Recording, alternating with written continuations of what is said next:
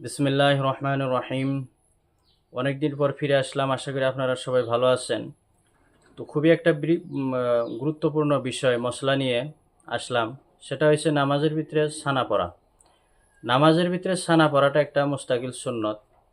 চাহে ফরজ নামাজ হোক, ওয়াজিব হোক, সুন্নত হোক, নফল হোক, ঈদের নামাজ হোক, তারাবি নামাজ হোক, সমস্ত নামাজে আমাদের সানা পড়া নামাজের ভিতরে সুন্নত। দেখেন, যদি আমরা নামাজের ভিতরে যদি সানা না পড়ি তবে নামাজ আমাদের হবে কি না। দেখেন, নামাজের ভিতরে যদি ফরজ বাদ পড়ে তাহলে পুনরায় পড়তে হয়। ওয়াজিব যদি সারা পড়ে বা আগা পিছে হয় তাহলে আমাদের সুসাজদা দিলেই নামাজ হয়ে যায়। কিন্তু সুন্নত যদি বাদ পড়ে, যদি জেনে বুঝেও যদি আপনি যদি ভুল করি বা ভুলেও যদি ভুল করি, তবে কোনো অসুবিধা নাই, নামাজ হয়ে যায়। তো সানা না পড়লেও নামাজ হয়ে যাবে, কিন্তু খিলাফের সুন্নত হবে। আর খিলাফের সুন্নত যদি মুস্তাকিল যদি হয়, মাঝের সময়ে যদি হয়, তবে খিলাফের সুন্নতের দরুন আমাদের গুনাহ হবে। আর নামাজের ভিতরে যেটা জান খুশু খুজু, এটা হবে না। কারণ এই জন্যে ফরজ, ওয়াজিব, সুন্নত, মুস্তাহাব সমস্ত কিছু রিয়ায়ত করে নামাজ পড়তে হয়। এই জন্য আশা করি নামাজের ভিতরে যেটা সানা পড়া, আমরা সব নামাজে আমরা সানা পড়ব। তো সানা যদি আমাদের না পড়ি, নামাজ হয়ে যাবে।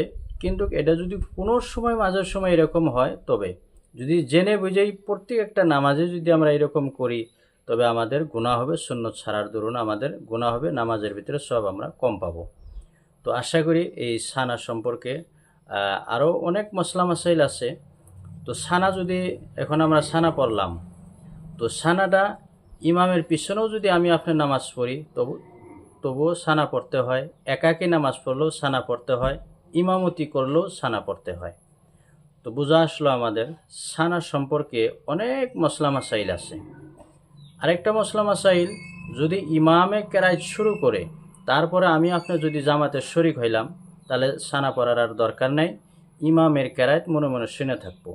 ইমাম সাহেব কেরাত শুরু করার আগেই যদি আপনি জামাতে শরিক হইছি, তকবিরুল্লাহ পাইছি, তাহলে কেরাত শুরু করার আগেই সানা পড়ে নিতে হয়।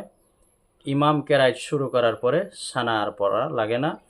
হ্যাঁ, যেহেতু যেটা সানা পড়ার যেটা টাইম, ইমামে কেরাত শুরু করার আগ পর্যন্ত সানা পড়ার টাইম থাকে। এখন ফজর, মাগরিব, ইশা, এই 3 ওয়াক্ত তো আমরা জানতে পারি যে ইমামে কেরাত শুরু করছে, কিন্তু জোহর আসর এটা আমাদের গেস করতে হবে, অনুমান করতে হবে। যে কিভাবে অনুমান করব আপনি, যে নামাজ এইমাত্র শুরু হয়েছে, তকবিরুল্লাহ এইমাত্র হইল, তো ইমামে সানা পড়েই নেই, তবে আমরা সানা পড়ে নিতে পারবো। আর যদি মনে হয় যে ইমামে অনেক সময় থেকে নামাজে দাঁড়াইছে আর কেরাত নিশ্চয় শুরু করছে, তাহলে আমাদের সানা পড়ার প্রয়োজন নাই। এটা ক্লিয়ার হইল।